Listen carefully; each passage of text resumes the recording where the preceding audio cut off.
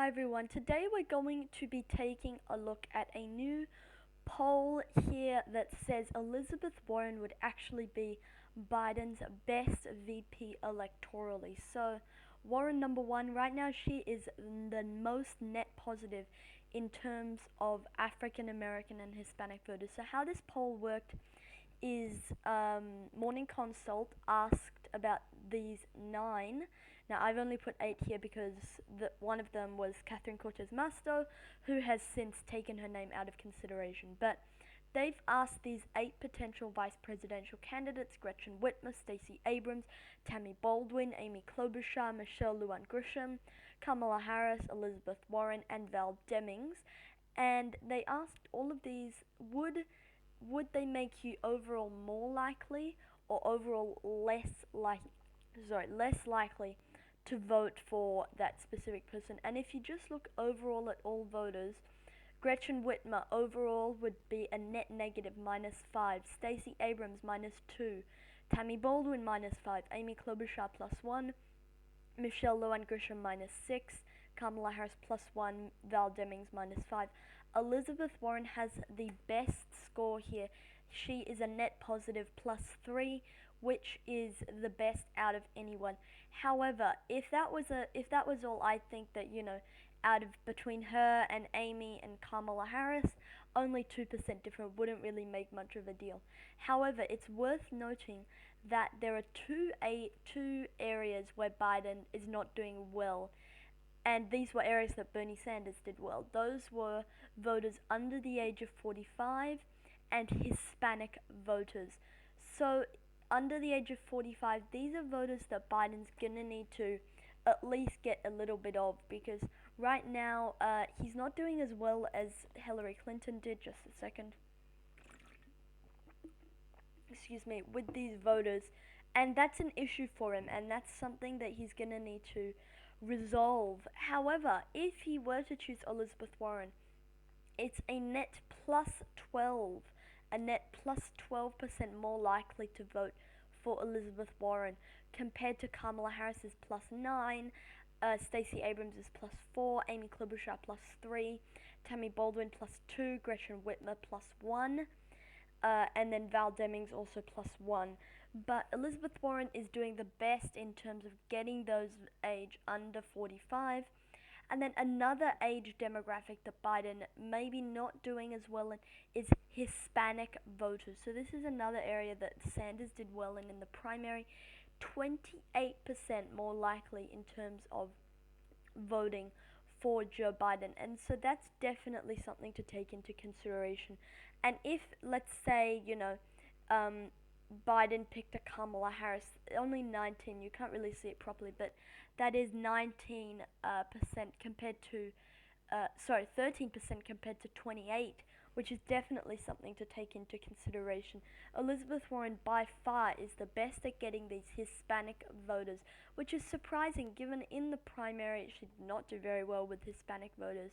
However, we can clearly see from this poll here, Elizabeth Warren is gonna get those under 45. She's gonna get those Hispanic voters.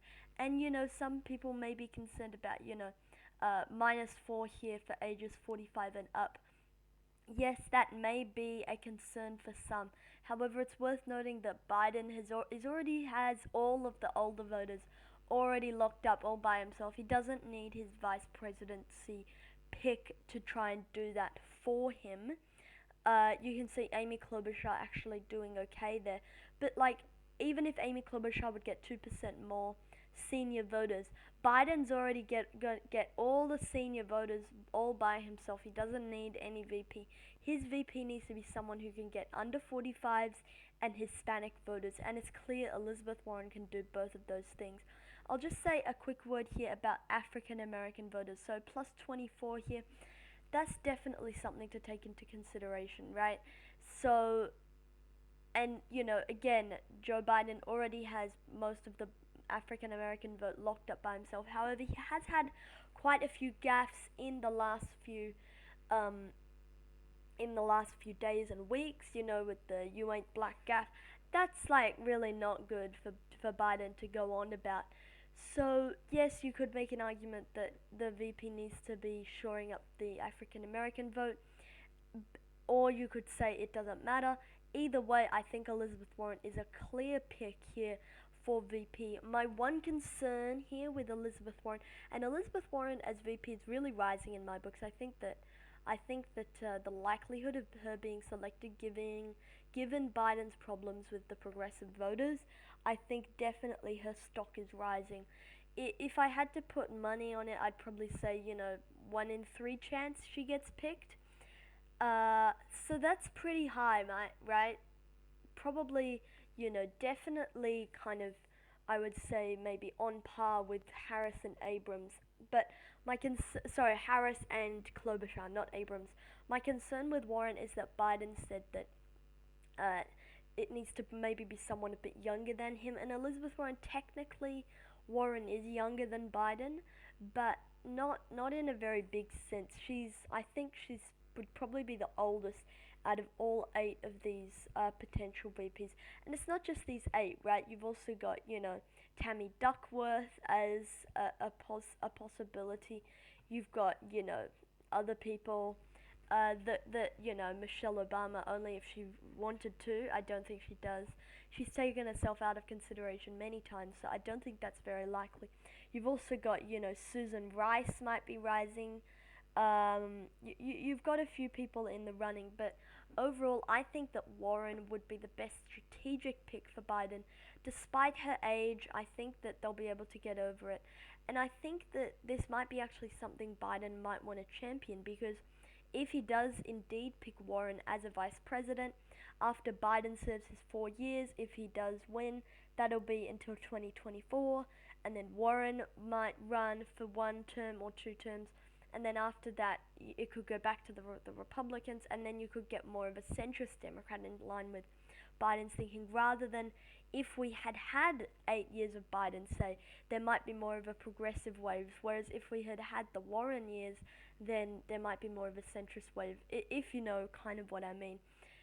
So I'll just explain that real quick. So if let's say there's 4 years of Biden and then 8 years of Warren, then there would be more of a centrist wave after 8 years of a progressive. However, if you just have 4 years of Biden and then let's say another 4 or 8 years of Kamala Harris, there might be more of a progressive wave coming. So that's also something that Biden might want to take into consideration.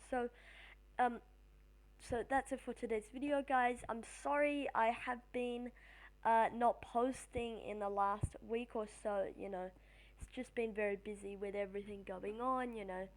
Um, end of year exams and everything. It's been quite busy, and with all of the COVID stuff, it's also something to take into consideration. So that's it for today's video, guys. I hope you did enjoy it, and I'll see you all in the next video. Thank you for watching, and good night.